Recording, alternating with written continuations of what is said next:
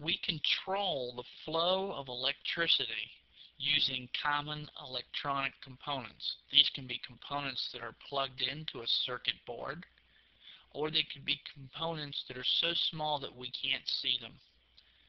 For example, a CPU, a central processing unit chip, that fits on the end of our finger could have millions of transistors.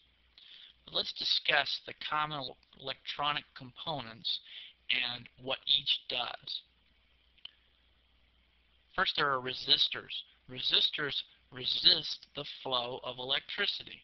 And since electricity tends to take the path of least resistance, we can control where electricity flows by using different resistors, which are rated in ohms, and depending on how we position our resistors, we can control how electricity will flow through a circuit.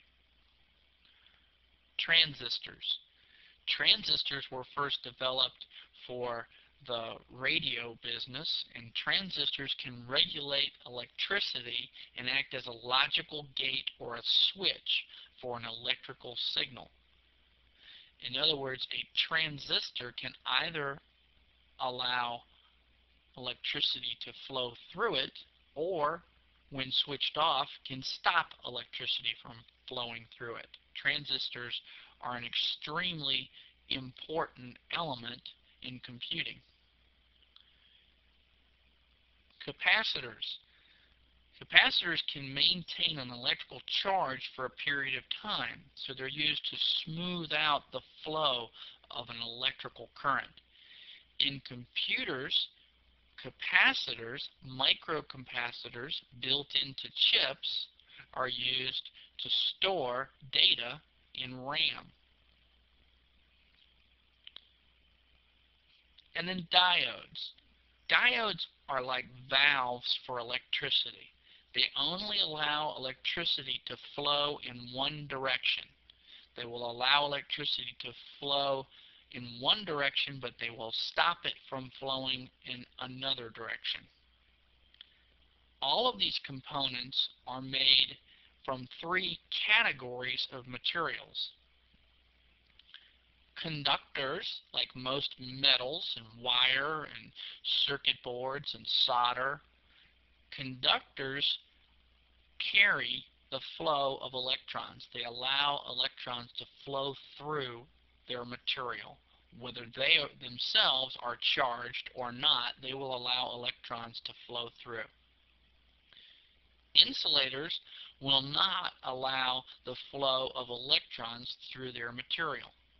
So insulators like rubber and plastic are used to keep the flow of electrons inside of a circuit.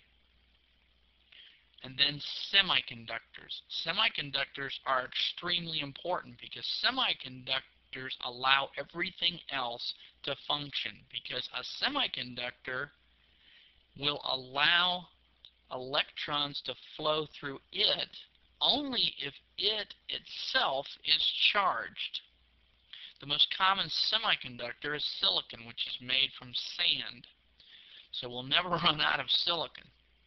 And sand and silicon are a tremendously important part of the computing industry. You've heard of the Silicon Valley. That's how it got its name, because semiconductors are what make computers run. Semiconductors are what allow us to control the flow of electricity through a very, very small chip that will fit on the edge of our finger, and then to have millions and millions of transistors that are inside of that chip. I would highly recommend that you read more about semiconductors if this is an interesting and fascinating topic to you. So inside of a computer, the power supply provides all of the power needs for all of the components. If the power supply goes bad or doesn't have enough capacity, then we have a problem. So we'll discuss more about power supplies and how to troubleshoot a power supply problem in the next